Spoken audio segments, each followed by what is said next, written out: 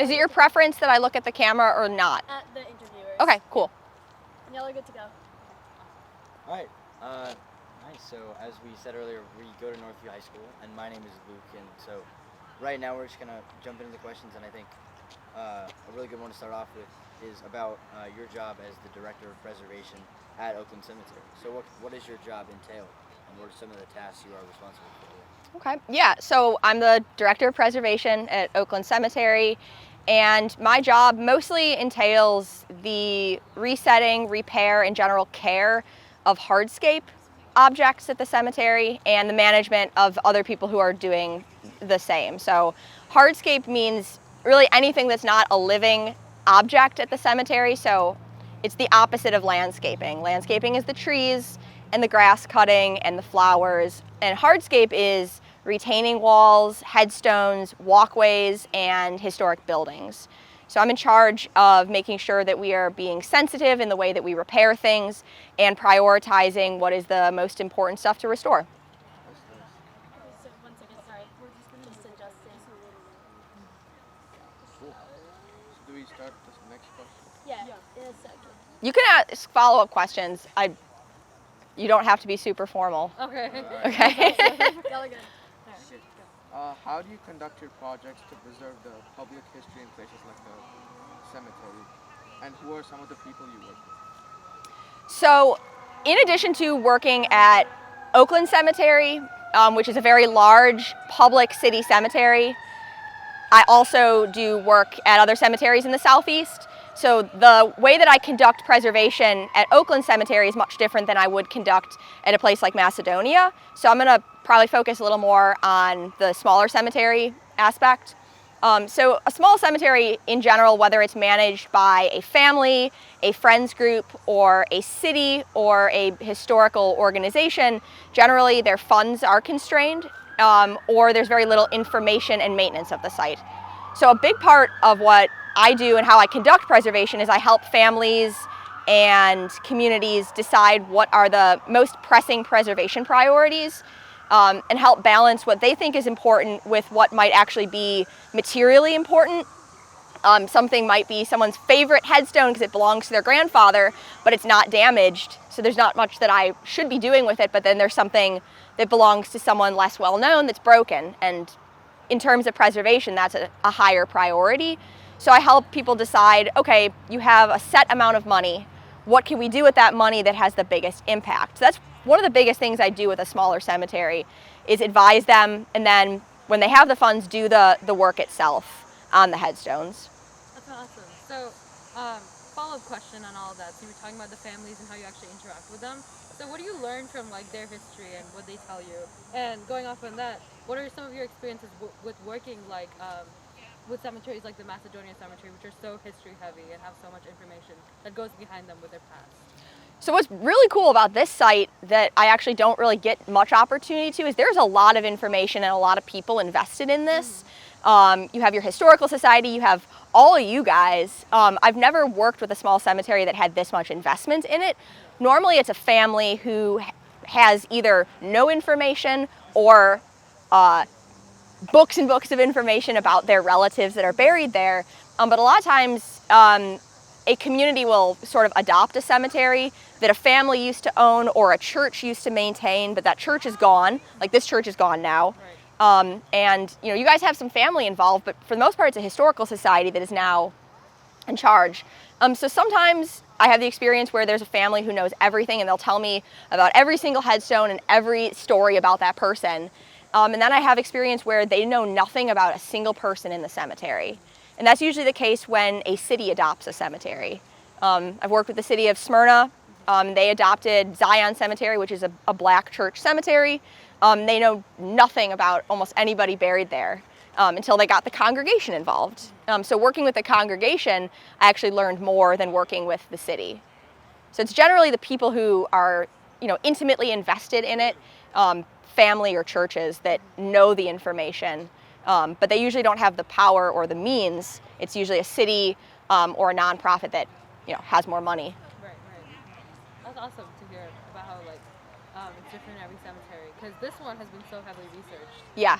And there are similar small cemeteries, but those haven't. So that's really interesting to look at. But Luke, do you want to go with the next? Yes. First, another follow-up. You were talking about just your experience with the smaller cemeteries. How would that differ from maybe larger, more well-funded cemeteries? So the biggest difference between working in a small cemetery and working in a large cemetery is the funding and the oversight over it. So when you work at a large cemetery like I do at Oakland, a lot of our money comes from large grants and major donors. So there's a lot of constraints on the funds with how we use them and how we prioritize things. But there's more money. So, we're getting $50,000, $100,000, $200,000 or more in money for grants.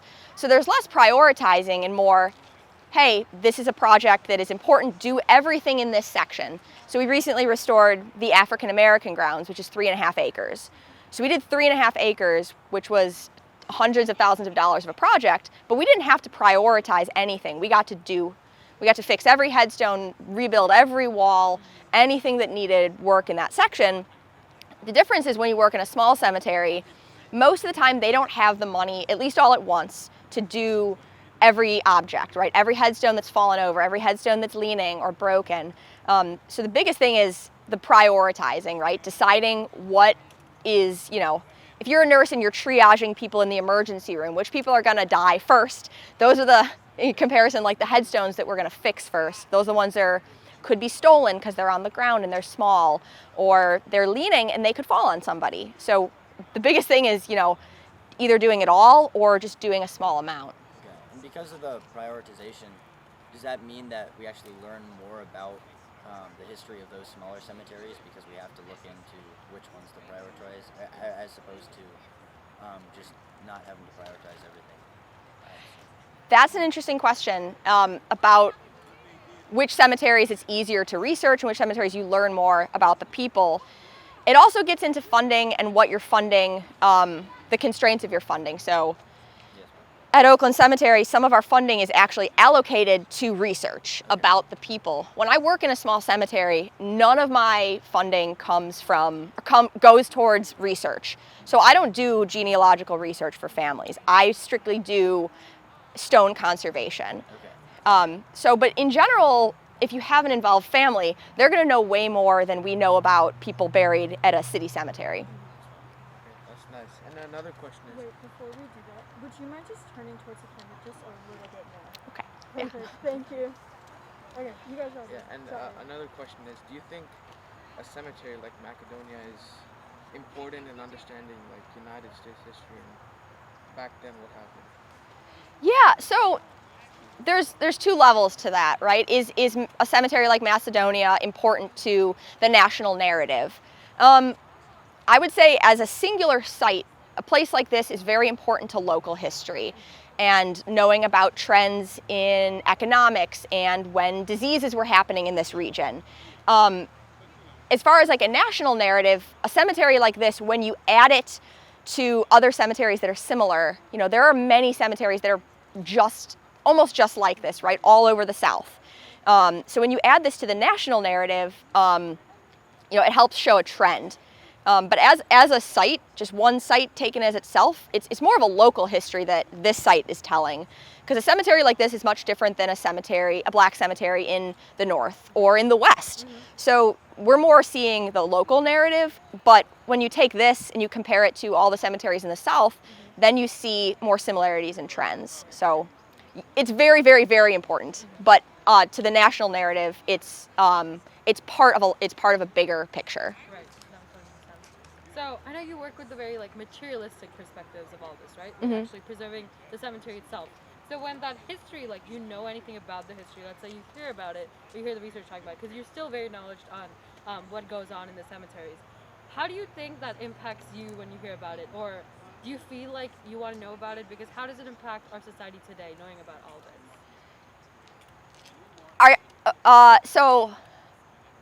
Are you more asking, do I personally care about the stories and how it impacts my work, or about how the stories at a cemetery impact the community? Both, I guess. Okay. Yeah. All right. For me personally, I never really care whether I'm working in a white cemetery or a black cemetery or on an enslaved person or a Confederate soldier. To me, the material culture is important no matter whose headstone you're working on, because in death we're all created equal. So to me, everyone deserves a headstone if they had one, and everyone deserves to have their grave preserved. So to me, I love hearing the stories, but it doesn't really impact how I do the work. I treat everyone's headstone like it was my grandmother's. But to a community, cemeteries are really important. Whether it's a large cemetery like Oakland or a small cemetery like this, it's important on a couple different levels, right? The fact that humans care for the dead and commemorate the dead is one of the things that separates us from any other species, any animal, right? So just the fact that we care for a cemetery is important, and we should do it because it's what makes us human. On another level, often cemeteries are the only remaining part of a community that is now gone. Like the church is gone, the houses these people probably lived in are all gone. This is the only actual, you can touch it. It's the only tangible link to the past that these people have. These people probably don't have a single book written about them. There's nothing, they don't have a house, they don't have anything left. So to have a part of history that you can actually touch, people connect with that more than just reading it in a book. Right. I'm sure, y'all are students, you probably don't really like reading books too much. You probably like seeing the history like in front of you. Right. Yeah. Definitely. So on those levels, and also a cemetery provides a community a space to go. Whether they're related to the people there or not, you can go to a cemetery and find peace, and you can go and you learn about history. So cemeteries are important on a number of levels. That makes a lot of sense, because our last interview said the exact same thing about being able to actually touch the history. So it's really cool that you said that too. Yeah. It was great hearing about your opinion and what you have to say about the Personally. community and the cemetery. And is there anything else you would like to add to it? Just that I think what you guys are doing as a class and all the other high schools that are involved in this, I think that's really cool, and I think that this is hopefully something that you'll remember and take into the rest of your life and maybe impact whatever career you choose to do, whether you work in a cemetery like me or not, but hopefully this is something that impacts you and you feel something because of it. Thank you so much Thank for you your so time. Yeah. much. Yeah. Before, would you just mind telling us like your name and what you do? And you're Stay just telling here, yeah. Okay, so again, I'm Ashley Shares. I'm the Director of Preservation at Oakland Cemetery, and I work for the Historic Oakland Foundation, which is a nonprofit. Thank you so much. Yeah.